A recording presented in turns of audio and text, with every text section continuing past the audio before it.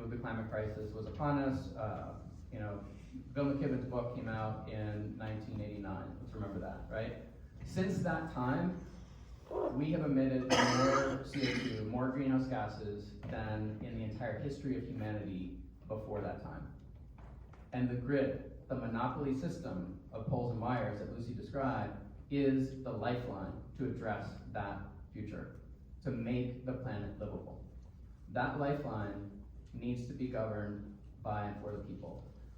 Bill McKibben, who wrote the book I just mentioned, says, in our efforts to save our climate, the hour is late and the need is urgent. Maine's proposal for a consumer-owned utility offers a model for transforming a nation and a world, seeking solutions to the crisis of our era.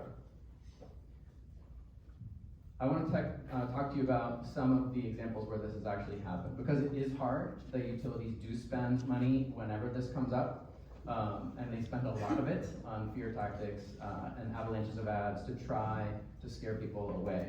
But guess what? Nebraska did this in the 1940s, and today, despite frequent tornadoes, they have some of the cheapest and most reliable power in the nation. They also are the only red state with a net zero goal. It's a net zero goal of 2050, and it was enacted not by politicians in the State House, or the unicameral, as they call it there, but by the utilities themselves. The elected board members of the three large public power utilities chose to set a goal of 2050 net zero, the only Republican state to do that. So don't let the opposition tell you that this board is going to make bad decisions, or worse decisions than those meeting privately in the top floor of the Iberdrola Tower in Spain. Messina, New York did this in 1981. Rates went down 25% on day one, and a labor leader who's now 90, who opposed that effort, now wishes that he still lived in Messina, New York, and says, quote, "You can't beat what they're getting in Messina."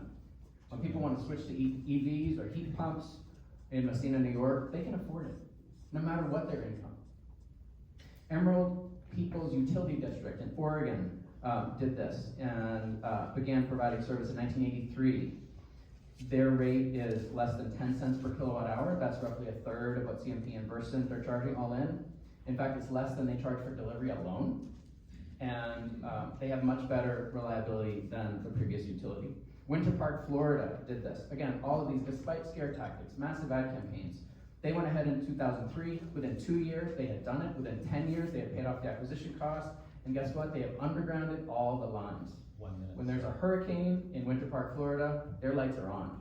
Not so in surrounding communities that are still captive customers of Duke. Jefferson County, Washington did this in 2008, reduced rates, created more well-paying jobs, and invested in clean energy. Again and again, the case is clear, it works.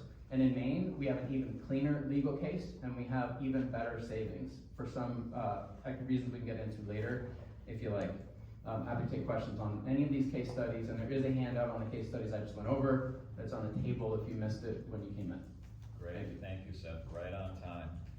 Turn it over to Tina and Jim. Great, can everyone hear me okay? Is that Mina? Is that on? Is this on? Yeah. Okay, All good. right. Sorry, Great. hard to tell. Well, first of all, thank you so much for coming. It's a pleasure to be here this morning. I've been a frequent guest at E2 Tech over the years.